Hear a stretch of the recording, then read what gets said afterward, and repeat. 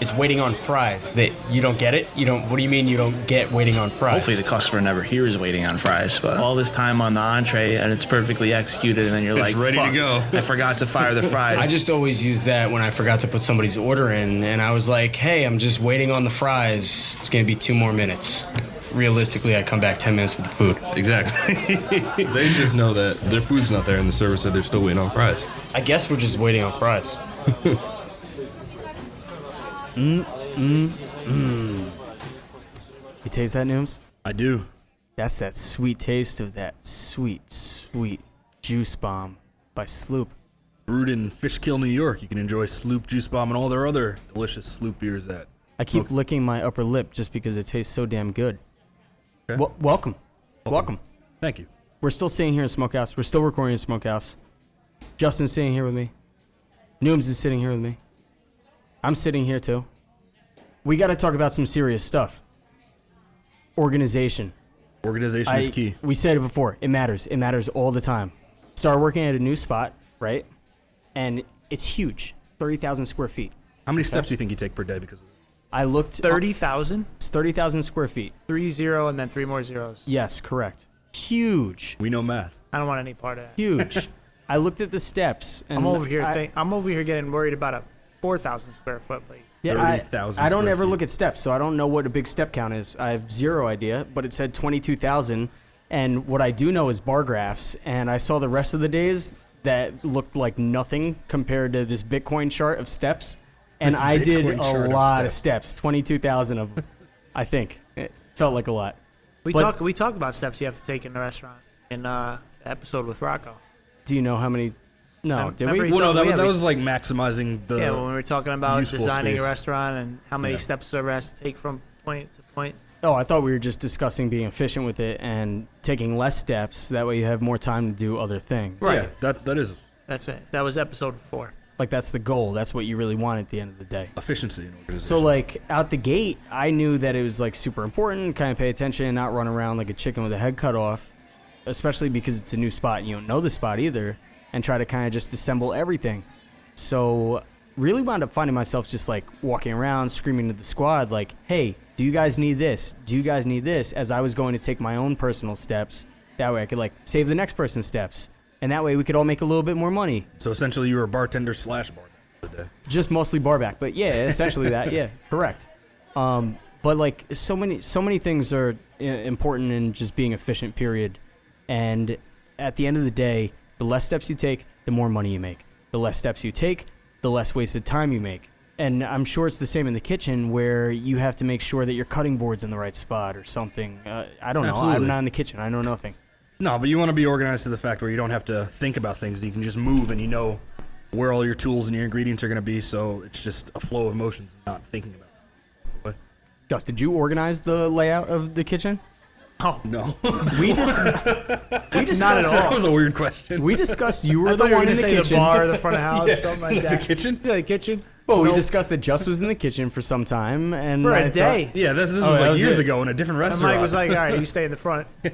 Did you take any steps to make sure that the front of house was organized in the most efficient way possible?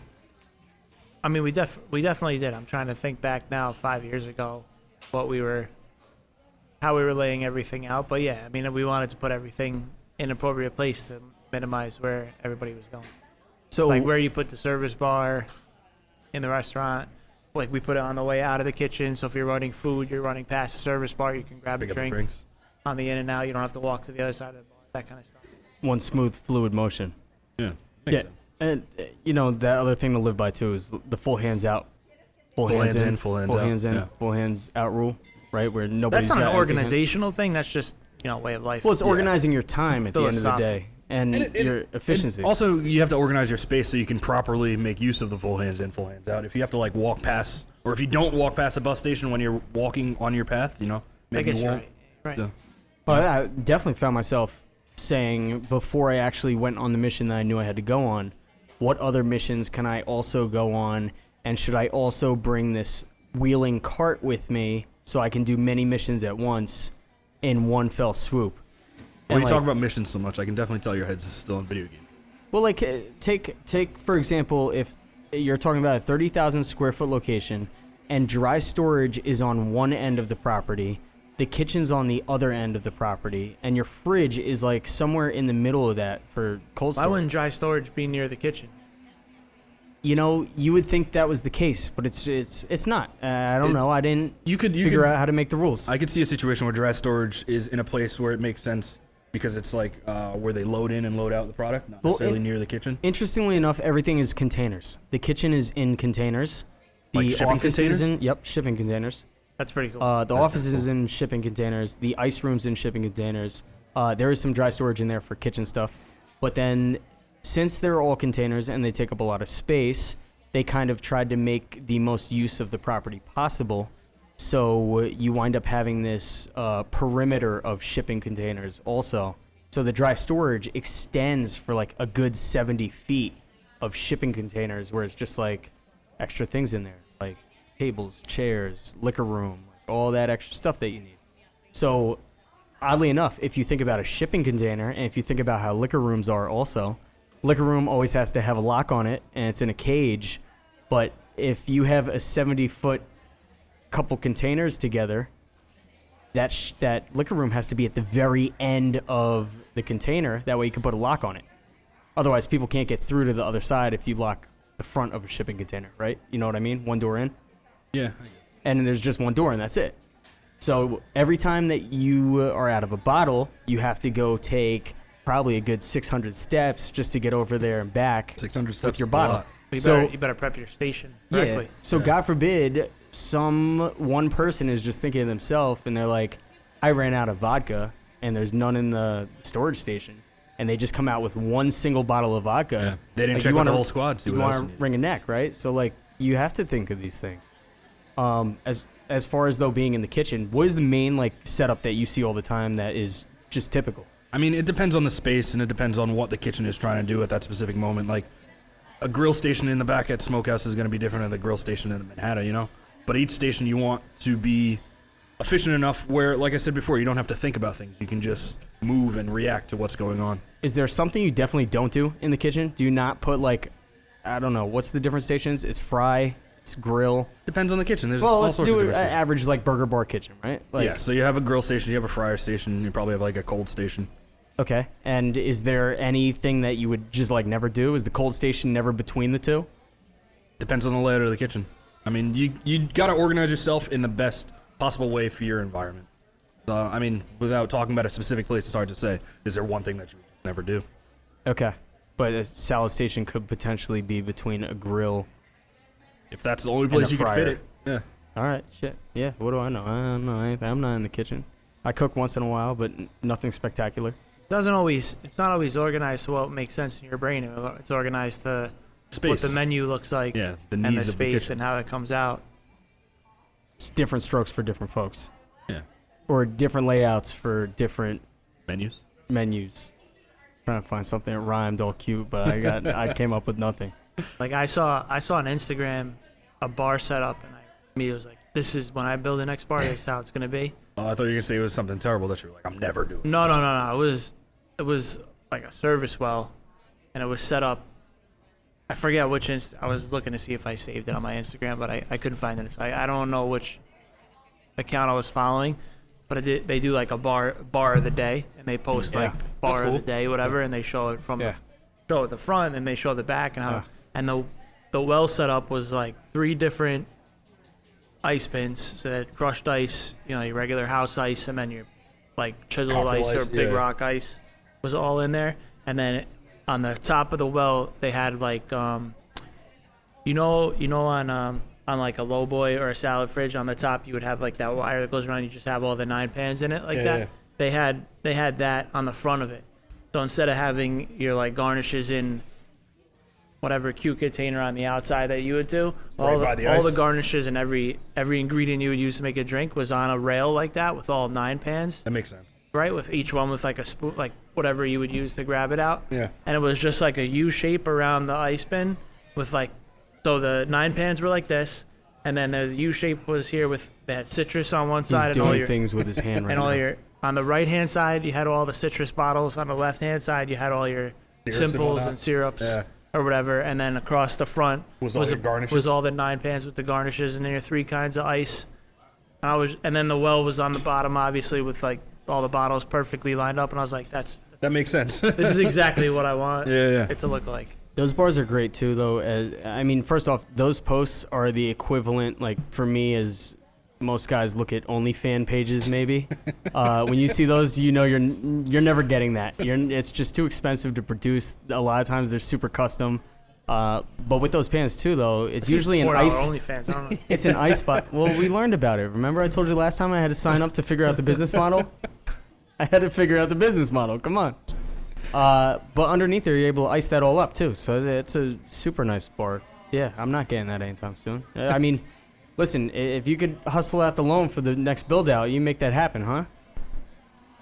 Oh, I'm gonna make that happen. It's gonna. He's look already like decided It's gonna that's look what like he that. wants his You're bar gonna to see look a like. Smokehouse Instagram post. All right. That's the And I'm damn. gonna be like, this is my well. Bar of the day coming up. That's the damn coming back to the smokehouse. There you go. I just think that with so little time to be running back and forth, your steps count so much, and to make the most money, to make the job the easiest on yourself, to kind of just work effortlessly and stress-free.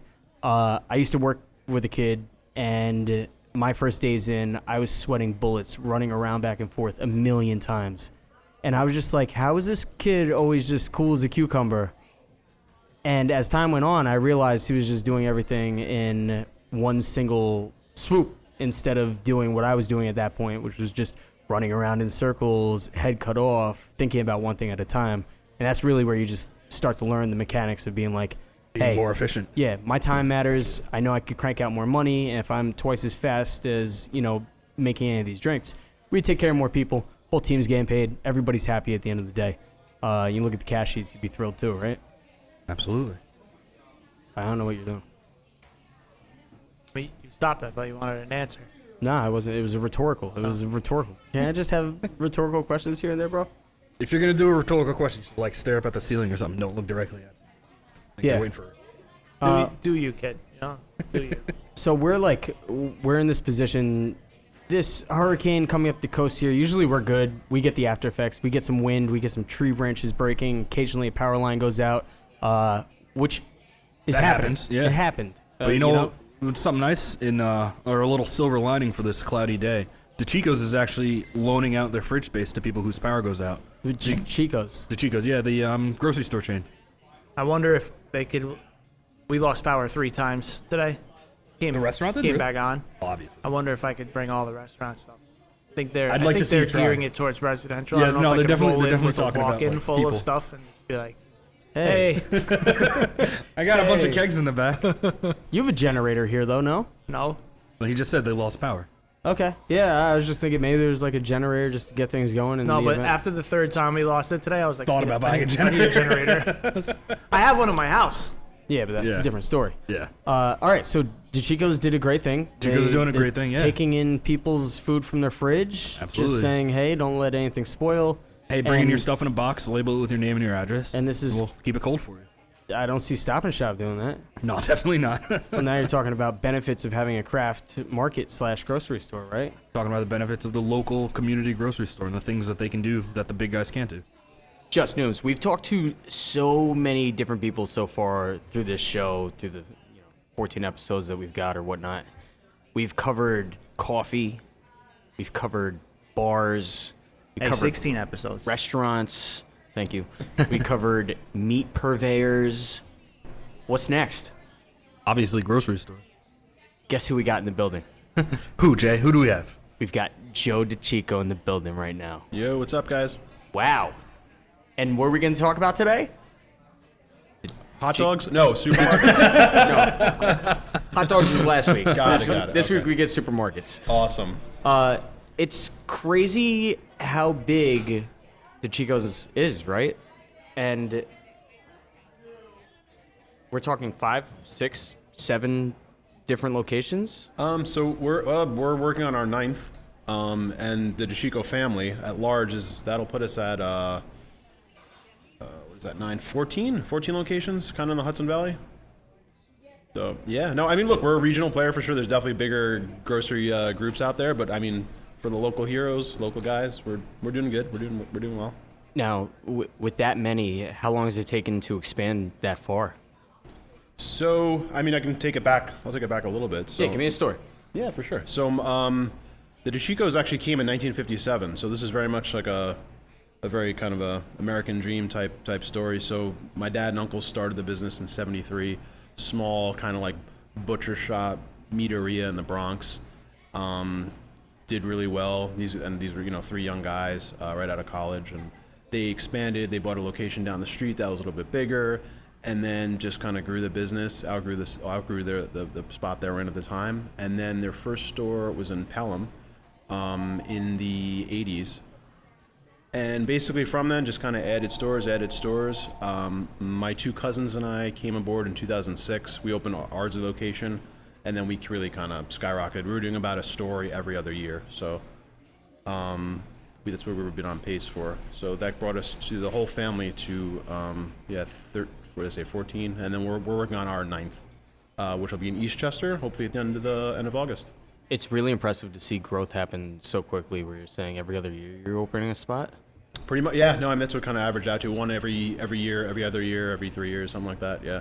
You know, fortunately, too, with the way trends go, I think people, especially at least in the Northeast area here, we're happy to more so give money to the smaller guy than give it to a larger chain. So when you talk about Decicco's as like a family-owned market pretty much, where it's quality goods, quality food in there, things on the shelf that you don't typically see everywhere anyway, you're thriving in that situation.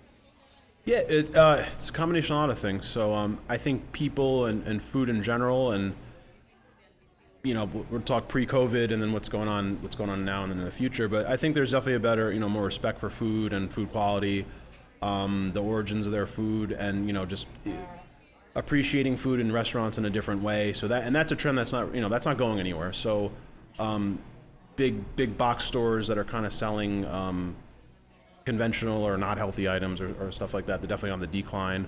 And then definitely specialty stores, stores like us specializing in quality items, quality produce, quality meat, fish, that kind of specialty items. That's definitely on the and we're lucky. It's on the growing trend for sure. With everybody so concerned nowadays about organics, non-GMO, all these different clickbait words that go out there that people don't even know what it is, but they just want a piece of that. How much of that is something that's actually sold through the store in some type of loose percentage? So we're not 100%. I wouldn't say we're 100% organic natural. So if you come to Decicco's, we sell healthy stuff, we sell organic stuff, but I feel like we're very tailored to how most people eat. So you probably have Cheerios might have Cheerios for breakfast, but then you might give your kids organic cereal, or you're still drinking soda. You may be able to we're not exclusive 100% all natural organic. It's more tailored to how like how general people eat. I would say we have a little bit of a little something for everyone.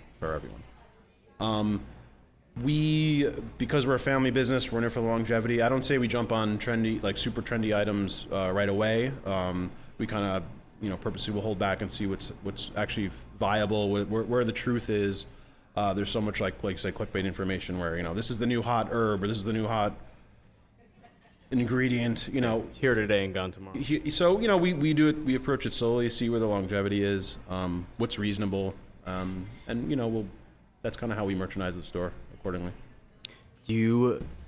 I know Decicco's as living in Pelham as a kid. What was I?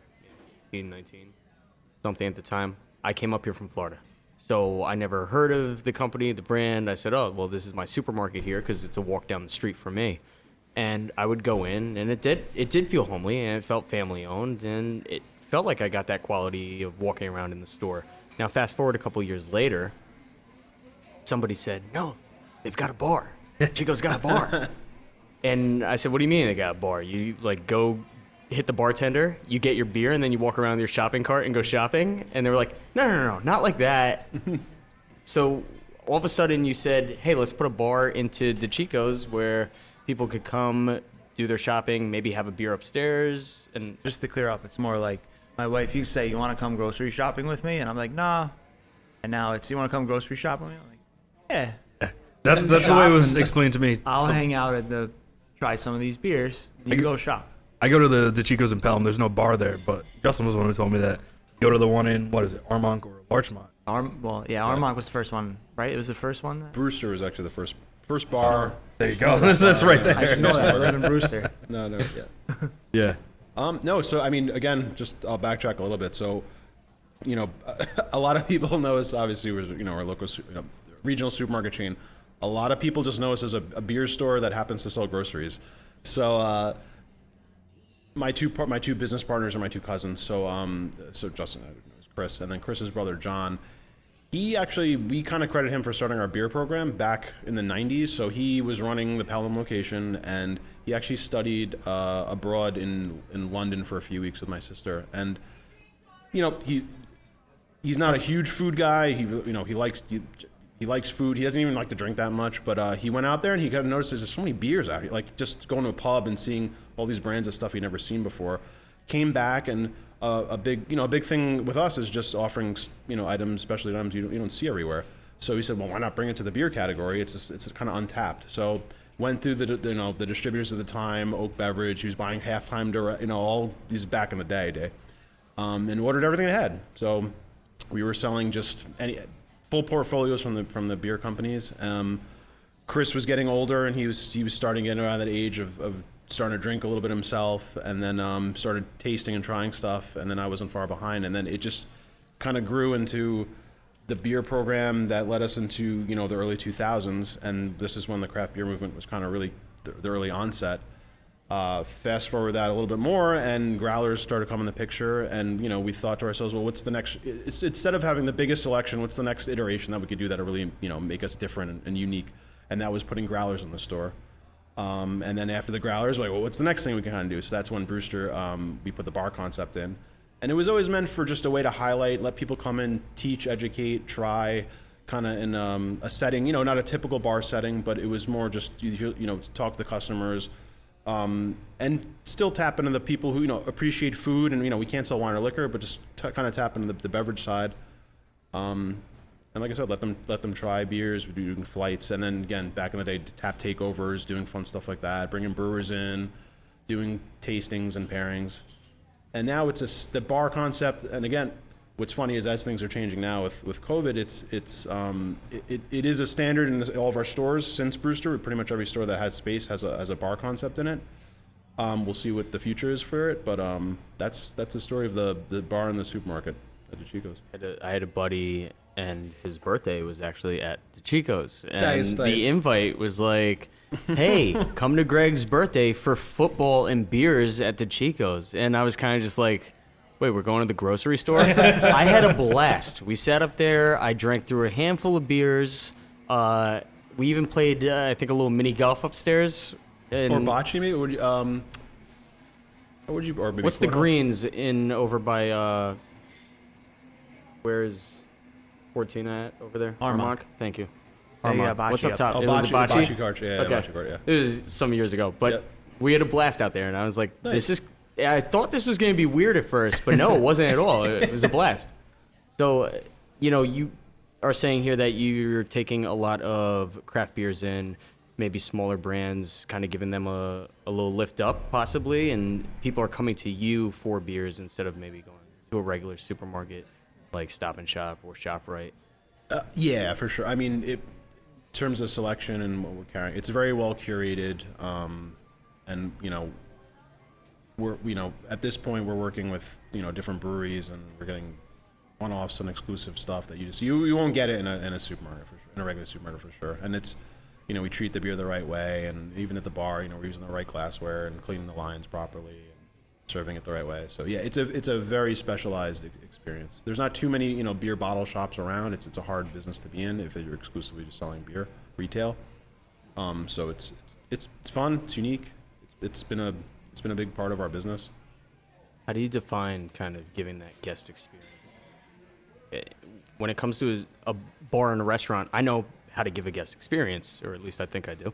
And in a supermarket, what really differentiates kind of guiding somebody through or making them have the best time going shopping for goods like foods or whatever it is? in a supermarket? So, I mean, the things that we do is, you know, and all this, again, it's funny, it comes from my dad and my uncles, just them owning a store and having to win over every single customer that came in. And it was just these things we did over the years that we never maybe realized at the time what we were doing, but it was just how we grew up and we started doing business. You know, engage the customers when they're in the aisle. Or if you see them kind of looking around, you know, did you find everything you're looking for? You need help finding something. We always had baggers at the registers. There's something we always always did, which is nice. Didn't go away when everybody kind of went. That used to be a consistent thing. Grocery stores where you had a bagger, and that went away from everywhere, but still. We're still doing that. I mean, we are just looking at self checkouts because we're like, we want you to interact with our cashiers and talk to them and say what you like, what you don't like. So it's another thing. We're just maybe going to launch do a self checkout like a ShopRite has or a Stop and Shop. Just training and all this in the departments, being able to hand sell different stuff, having expertise, people behind the counter who actually know what they're doing and are being trained or passionate. Which is hard to find everywhere. Yes. People who are passionate about what they're selling, and beer's a great I mean, our beer guys are super passionate. Our cheese guys, gals, meat and fish. That's how we're kind of founded. So that's just the customer service aspect that when you come, and clean stores. I mean, you see they're cool designed. We want to make sure that the whole experience from just the building you're walking into to the shopping itself it's got to be top notch.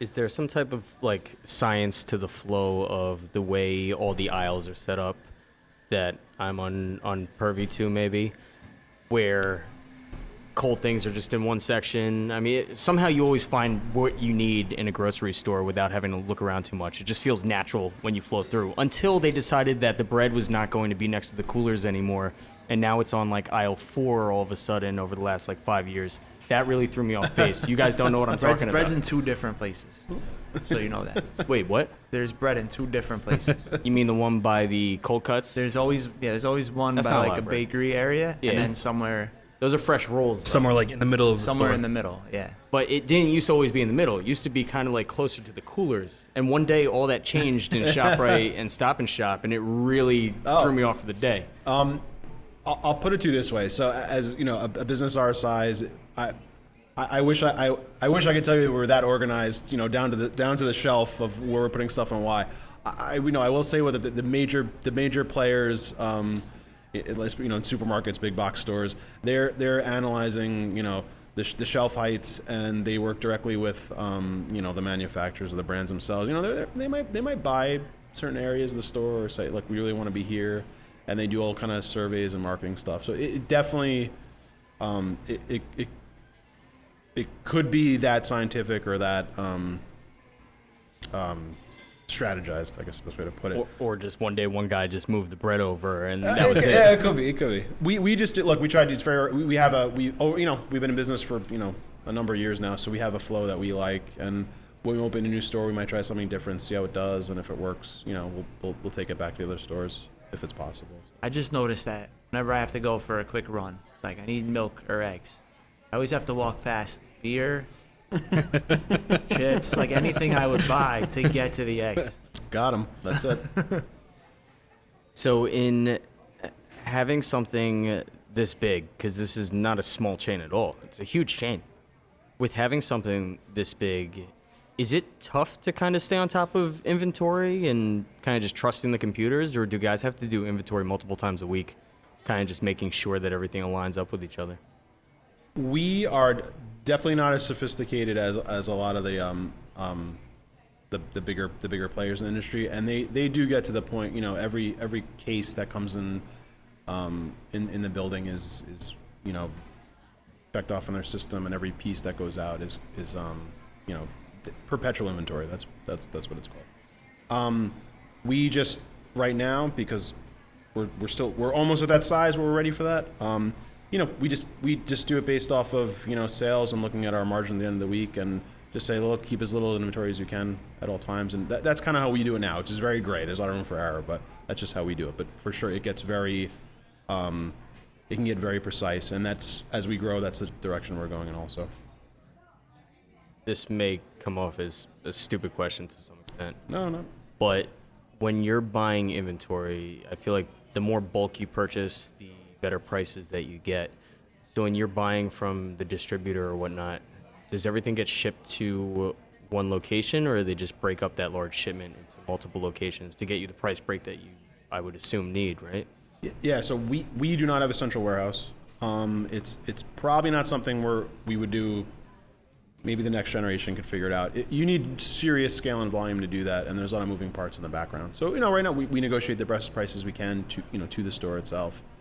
That'd be like, that's kind of like next level. And to be honest, the way that the grocery business is now with the grocery specific distributors, they're super efficient as well. So you'd have to be a big company to want to open up the investment of opening up your own warehouse, because you can kind of negotiate a solid deal where the distributor is just doing the trucking piece, and you can talk to the manufacturer and then directly, and then the distributor is just tacking on what they need to hit your doorstep, essentially. Yeah. Now, also too, I gotta say, I'm looking at Just here. You guys just did something crazy with COVID occurring and a lot of these restaurants shutting down, and kind of came through as like a huge hero. I wouldn't call it crazy. I'd call it smart. It was smart, but it was also Made a decision that made sense. Common sense. anything that hasn't been done before is always crazy. It's new, it's different, and all of a sudden you open up Instagram and you're seeing all of our favorite local restaurants having items in your stores. Oh, that's what you're talking about. I thought you were that talking was about the other thing. Yeah, I thought you were talking about the other. So they did a couple of There's a lot things of different stuff. during COVID. All right, go ahead. Sorry, we'll tack back for that. No, but where does the decision come from to try to help support some of these restaurants that are all local guys too, and put their foods into the stores? Thank you, by the way. We need more pulled pork and whatever the rub, whatever the rubs. After the show. The first few weeks of COVID, it was very, very weird, and especially for us, and we worked every single day of COVID, up until a few weeks ago we'd start taking time off. But there was some really dark conversations about what was going to happen with our businesses, and we had to be open. And there were at times there were some of our stores who were hit by either just call outs, people afraid, people actually sick. Can we open this store? Can we keep it open? How do we have to close departments? And we have 1,000 employees. So at one point, if we had a few hundred people out, and again, we allowed people to take off. If look, you want to take 2 weeks off, paid because you're scared, you have circumstances you got to figure out. We were letting people do that. So it got to a point where the hot bars were obviously closed. We didn't know if we can keep our kitchens even open to supply our kind of cold case or takeaway dinner things. So I was just again talking to my two cousins, and I'm like, we got these friends who have restaurants who are in trouble. They don't know what's happening. Their restaurant, their doors are shut. I'm like, we need food to sell, that prepared meals. So I said, look, what can I do? Let me reach out to these guys. I don't know what the rules are. We'll figure it out as we go. So the first one was actually we saw these really cool tortilla chips. They're fried. The Decicco tortilla chips. They're packed in bags, and we were just not able to get them. And it's a big item for us. We're just not able to get them. The suppliers, it was, the first few weeks were pretty much insane. I have in our Armonk store right across the street, this awesome Latin Mexican restaurant, Mariachi, and they make these awesome tortilla chips, and they hand pack them to go in these like little bags similar to ours. So I called up Sheena, one of the sisters who runs it, and I was like, can you just give me as many as you can make, and we'll buy them from you, and now we have tortilla chips. Then we're in Armonk, we're in the same building as the Fortina group. So I just called up Christian, and he's freaking out. All his places are closed. I'm like, dude, make me an Italian dinner, something that we could just sell. And he was like, all right, lasagna. So done, okay. As everybody knows, there was a huge run on frozen pizzas for a long time, and it's still hard to get them. So I literally texted Dave, and Dave, he's like, I can figure this out. Done. Reached out to Justin. These guys are down the street. Two locations within a few miles. And I was like, look, we haven't done a meat. Give me a meat item. Give me something. What can you guys pump out a lot of that makes economical sense? That is helping you. It's worth it for you and worth it for me. So we did pulled pork. We did cornbread, stuff like that. Thank God we're not all depending on it at this point. But Dave is, he might be looking to do a frozen pizza long term. I think makes sense if we, we'll figure it out to do a local / regional, offering of restaurant retail items. Because we do a great job in our kitchens, but I mean, these guys are professionals. These guys are super passionate about exactly what they do, so they could offer us some, unique items and market it and help each other. And that might be step 2 of this, is to figure out, a long-term menu of items coming from restaurants and friends that, are nearby. Firstly, when you say that you had this conversation with the partners about, hey, we need food, who are we going to bring in? I always picture like a glass of bourbon on the rocks as you're having these conversations, laughing around a round table, like, we'll bring them in, let's do it. But then how was the reception by the people? Kind of, were people coming in to find these actual items from these brands, kind of? Or were they just stumbling onto it and saying, oh, this is cool, this is here? I mean, a combination of both, but because look, at the end of the day, all these items are delicious in and of themselves, and we'd be happy to sell them. But people were, again, it was such weird times that people were looking to find some sense of normalcy and seeing something familiar, and they were just, oh my, I haven't been able to smokehouse, for Tina, this is awesome. I could take this home, and it was comforting, and it was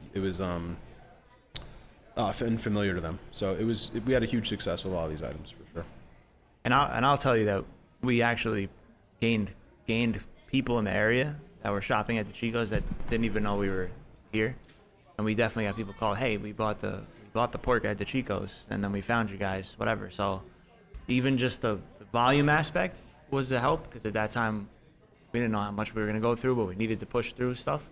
So the volume aspect helped, but just the opportunity to reach people that aren't on the Ave or aren't on our Instagram page or whatever, but they're shopping and they found something, and thankfully they liked it when they took it home, and then they give us a call, or they, went to our website for some more stuff. So, and we talked about this last week with Cat also, where, now you're seeing brands do collaborations, and it's a cool thing to do. It's a fun thing to do. Being able to just do something like that so free willingly, because you're really small enough still and craft enough where you don't have to go through 20 different heads before you decide, all right, let's do this. Being able to do things on the fly is awesome.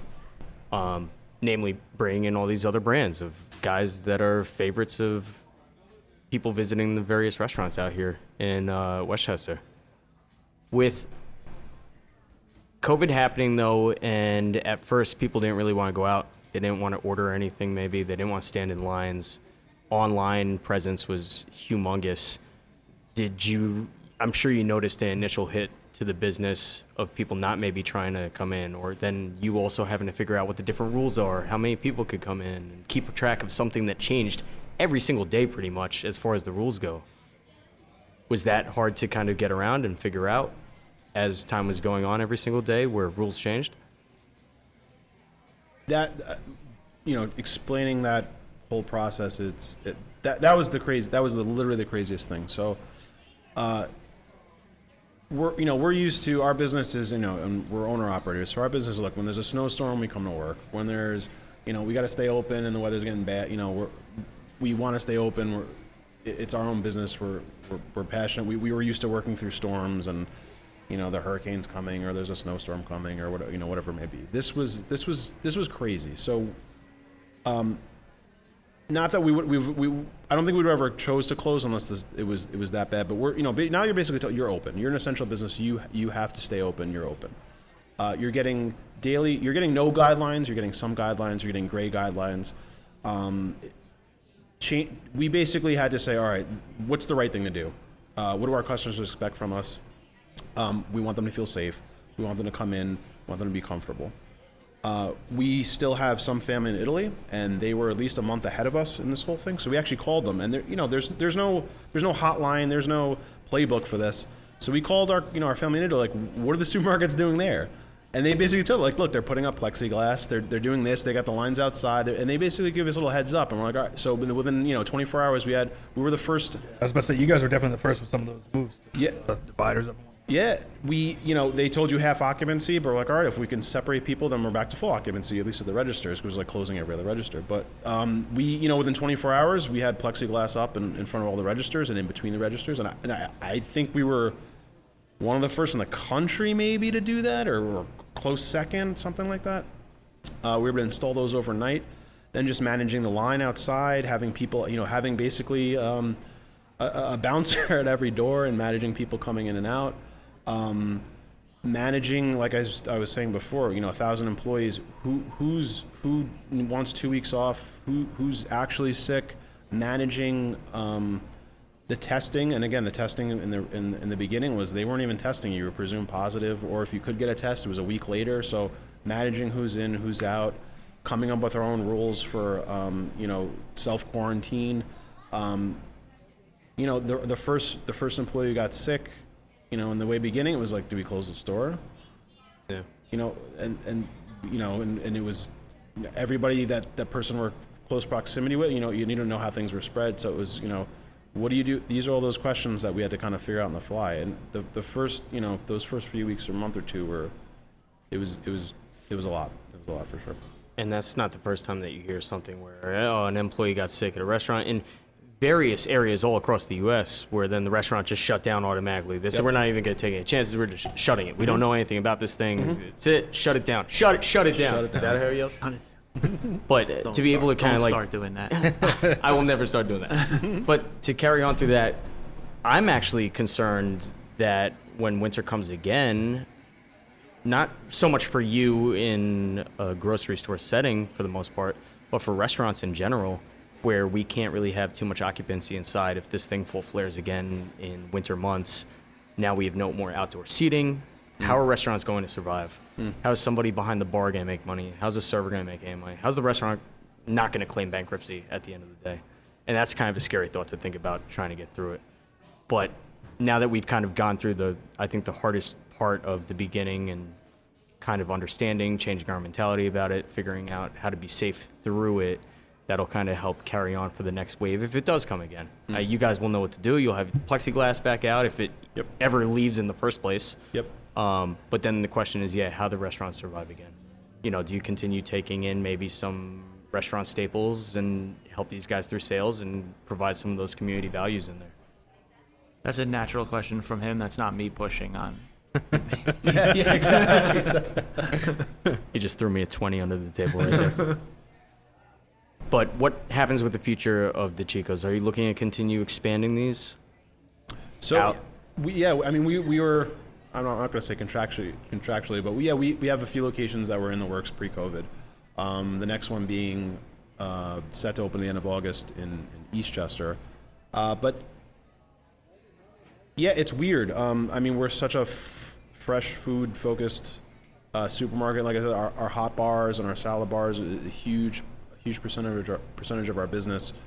So we're going to start maybe testing out just kind of different concepts and stuff that we are able to have set menus and then tap into maybe some Grubhub and Uber Eats type business, which we've never had before. But the landscape has changed. That's it. We have a bar concept in the Eastchester store, and what that will look like, if it will open at time of opening at all, we're unsure of. You're saying Uber Eats and Grubhub, like you could order the hot bar stuff from that? That's what we're trying to figure out if people even want it. That's the thing. Right. So, we are lucky in a way that the hot bar business that you lost, we still have a supermarket. That's only one piece. So it's if you can recoup some of it in some way, but does anybody need a hot bar again? Or maybe in the next 6 months to a year, do people really want to do it at all? Even if we can make it safe, it's going to be inconvenient. You're going to have somebody serving you. There's going to be a lot of precautions and more plexiglass and stuff like that. So we'll see. We're going to test it out and see what happens. And if it's that department's not coming back, or it'll come back in something completely different, then we'll see how it goes. If you build it, they will come. If that button's on Uber Eats, somebody's going to click it. And then I'm assuming that the harder part would be setting it up by, I guess, weight for things that you sell by weight at the hot bar. So what do you get? Like a pound of pasta, then it's going to be XX price, and that's how you set buttons up? It'll be a different concept altogether. Yeah. So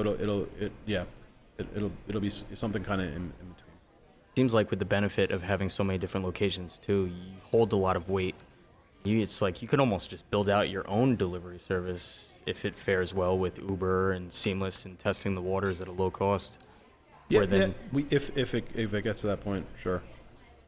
How does Instacart work? Yes, so Instacart, and a good segue. It's it's the same. It's similar to kind of Uber Eats and Grubhub. Same platform, same crowdsourcing of employees.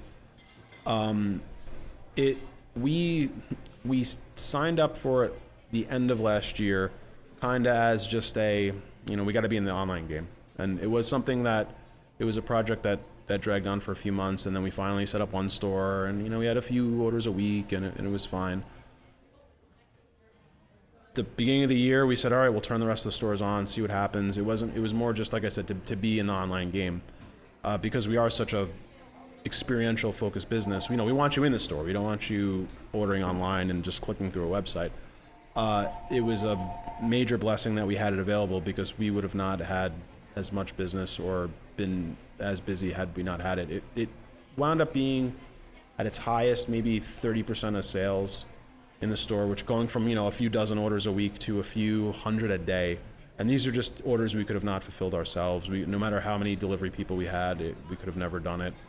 And it, I think it helped a lot of people at home who were scared, who were continued to be scared to come in and shop in person. So Instacart was a huge help and savior for us. can you take me through the Instacart kind of experience as somebody that doesn't know it as well? I have an idea of the concept. I would ask, do you guys, they put an order in and you pack it up and someone picks it up? Or? Oh, sorry. Yeah, no. So it's just an online kind of front end website that has all the items we selected to be on there. A customer just clicks around and builds their orders, and then a Instacart driver comes into the store as a customer, shops it, and they basically go on their phone or handheld. They can scan the UPCs. It's all matched. Technology's pretty awesome, and they shop the order, pay for it, deliver it themselves, for a fee to us. So if the inventory is off by any means, that Instacart shopper just kind of clicks in. It was out of stock. Yep, and then pivot again, the item. They can substitute the item. They can text with the customer and say, hey, they don't have this, but they have this. Oh wow. More sophisticated stores, they might have live, like I said, live inventory hooked in, so that it's as soon as something's out of stock, it's out. It's off. If it's off Instacart. It's been huge for us during COVID. The future, you start to do the math and you start to see it's going to fall into that Grubhub Uber Eats debate on what's fair, what's scalable, what will make sense going forward. They're the only player in town really, so it will continue to ride it out and use them and figure out what the long term what Instacart will be in the long term of our business. So everybody knows my feelings on Uber Eats. I made that. Yeah, we know. Well, anybody who wasn't listening last week, what are your feelings? I've made that pretty clear. But curious, does Instacart? You said there's a fee to you. Do they take a cut from the store, or is it just fee to the end customer? Because like Uber takes 30% out of us, right? Right. So it's not. We'd rather have a natural customer than an Uber customer because that cut's not there. So I don't know. And Instacart is very, very, very smart. So they're getting a cut every which way. So we're getting a percentage. They can add a delivery fee. They could add some service fees. But because we're using their front end website, we're not building it out. We just supply them UPCs. They have their own picture catalog, and if they don't have a picture of that, and we're sending them. We'll give them a picture. But when you click on the Instacart homepage and you select a store, the way the items are sorted on the web page is not. How do I put this? There might be some interaction with the vendors themselves on why certain items are listed higher, or there might be you search something, one item comes up first. So there's definitely some dealings and stuff due on the back end of even that. So they're making money every which way. I'll leave it at that. I was gonna say, why not? I mean, they built the thing out. They make their deals. Sure. Same way in I think also grocery stores too, where some guys want the end cap. I'm sure there's some type of deal that puts them in that placement, right? Yep. Yeah, it doesn't change. So, and those revenue streams, could they be offsetting, our discount, or our fee, sure, or more of the drive, So we'll see as this company grows. I mean, they're huge, and they'll probably end up going public at some point. So, but we'll see. So it's one of those things, maybe like Uber, where it's a necessary. I don't want to say necessary evil, but it's a necessary part of the business that we'll see what the future holds for them. I know, like, people love to complain about fees. They're hitting me over the head with these fees. But those fees are equating to business that you may not have had previously. 100%. So it's just an additive. During pandemic, I sold $23,000 worth of Amazon products through Amazon, or goods through Amazon, period. And of course, Amazon takes their cut on every single sale that's made. He's just patting himself on the back right now. This is weekly I Amazon. didn't pat myself It's on the weekly back. Amazon hype sheet right here. Thank you, Justin. Thank you. But sure enough, those fees, I'm not looking at that like anything, even though they do equate to a handful amount of money, because it's cash that wouldn't have come into my pocket either way. Correct. If I didn't have that ability to do that. You're talking about 250 million people that use Amazon religiously. I don't know what Instacart's user base is, but I don't think it's small. I see these shirts all the time in grocery stores, in Target.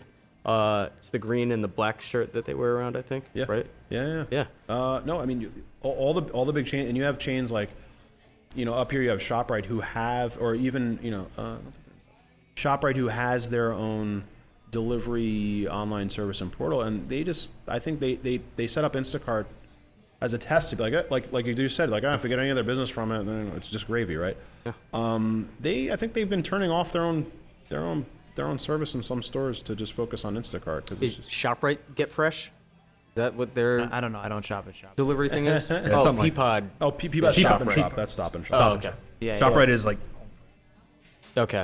But he Stu's is on it. Stu Leonard's. A lot of independent stores. And some big chains too. Some other big chains. But on top of the Instacart, you guys have your own native. I've seen your. Oh yeah, right. No, so we do small. This is one thing we actually kept it very mom and pop, and it's for the people that utilize it. It's definitely like it's fun. So yeah, no, we have old ladies calling up, and we have a pen and paper, and we're writing down what you need, and we know you by name. We know your phone number. We know. Here's your 10 onions and 1 tomato. Yeah, Miss yeah, Silverman. right. Do they still have tabs at the restaurant, at the grocery store? 'Cause my mom used to have a tab at the we had the neighborhood grocery stores, small, but she would send me, and then I would just Put it on say, the tab? who I am, and then Yeah. just put it on the tab. Yeah, so we do like house account. Yeah, so tab house account. It's digitized now, but yeah, it's house account. Growing up, did you work in the stores, or did you try to stay away from it as far as possible? I grew up in the stores, and for it's funny, for better or for worse, it's the only job I ever had. But I think I was at the right age around college when I kind of knew that this is what I would do. So I made sure that I was well-rounded, and I did me and my two cousins, we worked in every department, and just tried to be cognizant of the fact that it definitely helps when working other jobs and getting other experiences. So I just made sure that I was cognizant of not having outside experiences and just trying to learn and ask questions. And so sorry, to answer your question, yes, worked in the store, worked in multiple, if not all, the departments, worked my way up. And then when it was time to kind of open my first store with my two cousins, then it was the culmination of all those years. So That's like every undercover boss where it's like, yeah, I did used to actually work in that section, and now I'm coming back. And then they interview the guy that was actually working in that section. They're like, he doesn't know what he's doing. Yeah. He has no idea. It's been a while. Or you get the question like, do you even know how to do this? Done. I did it before you were here. Yeah. I think it just came out of nowhere. Years back. Are there any like weird shopping pet peeves that you have that people do when they go into a grocery store? Am I doing something that like would aggravate people in grocery stores? I don't know. I put everything back on the shelf the exact same way I find it. So all right, so that'd be off the top of my head. That's people, they leave, they put frozen stuff on the shelf. They drop stuff wherever they want. They put meat in the freezer. They put eggs in the freezer. They put yogurt You on the change your grocery mind. shelf. Where are you supposed to put it? I Put it you go back. back to the shelf. That's what I do. Well, you put it on the shelf, or look, you go to the cashier and just say, hey, we're not gonna yell at you. Be like, I didn't want to, I had second thoughts about this. Nope, no problem. We'll make you Don't feel stick it next to the gum in the checkout aisle. Like a half a pound of beef right there, 80-20. You see, oh man, half a pound of ham that they purposely got sliced and then leave it somewhere, and I was like, gotta throw it out. So that's it. But no, that's off the top of my head. That's probably the big one. How do you expand outside of the grocery store, really? Do you even look to do that at some point? I think something that was trending pre-COVID was these food halls, kind of, where you could kind of roll up and get served from an array of different businesses. Like a smokehouse would be in there, a Fortino would be there. Maybe there would be a little Decicco's Market. I think maybe that landscape has changed temporarily for now. But is that even something on anybody's radar in this group right now? Have you seen this? on the radar? Gotta keep the beats Yeah, going. no, I get that. I wouldn't say immediate. Is it a viable? Mike and I were just talking about that kind of thing the other day, and in a cool little project we're working on that I'm not gonna put out there yet. But it's not immediate. I don't think right now we're still. I'm sure you guys are too. We're still trying to make sure we're gonna get through this obstacle before we start jumping on the next obstacles. I would have said that the food hall concept was kind of maybe overplayed about coming into last year and that kind of thing. But maybe we'll talk after the show, Justin. But yeah, no, I think when you see like I said, what we did with the restaurants and having them make one thing, where it's like, all right, well maybe if we put everybody, maybe because it's not our expertise to do a very consistent product like what we're going to try and do with a new food concept, but leave it up to the restaurant guys who every day they deal with something very unique, specific, and consistent. And maybe we have a little extra real estate in one store that we could put a few, and the rent's very, very little or non-existent. There's another deal being made that. So I think the food hall concept, especially now in the suburbs, if people aren't going to the city to work, there might be something there in the near future. Sharp tools. I think the only other question I really ask you here is, how many cars are we taking over to the bar? Can we make a reservation? They were the first to go on Open Table and make reservations for Growing Over. Oh, I totally missed that. Yeah.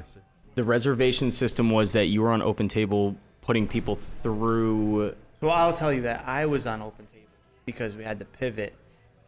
We never took reservations before, knowing before we opened back up that would be a thing.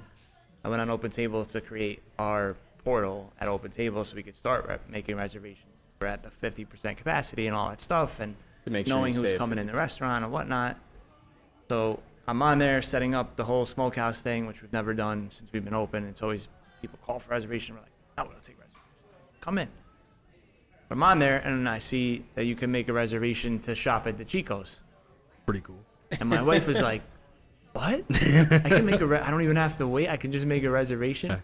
Which, by the way, her transition went from, she used to go to Stop and Shop, Trader Joe's, and Decicco's. We live in Brewster. So she hit Danbury Stop and Shop, and then Trader Joe's in Danbury. And then Decicco's right down the street from us. This she wanted from Trader Joe's, and this she wanted from Stop and Shop, and whatever. Through this whole thing, we only go to Decicco's now because she's been she's very cautious of everything. I'm a little less, just because we've talked about it. We're out here every day, so I don't think, You're a little desensitized. I'm desensitized to the whole situation. Yep, She's been at home with the boys, so she's still, even when we said we're opening it back up, I said we should go out to some of the restaurants to like support or whatever. She's like, I don't think I can go to a restaurant. I'm like, babe, I'm gonna need you to be on board with going to restaurants. Like, we got to show a unified front here. Like, if you don't want to go, fine, but don't say it out in public. Just, it's good. We're clean and everything's, whatever. I mean, she trusts here. The thing is, if she doesn't know the people, she's not ready to just jump on the trust board. But the anyway, way off topic. The transition was she just started to trust the Decicco's more than she trusted the other places. Whether it's like walking in and they got the person cleaning and all the stuff we talked about. But then she saw the reservation. I was like, she's like, oh, this is just it. It's my favorite place ever.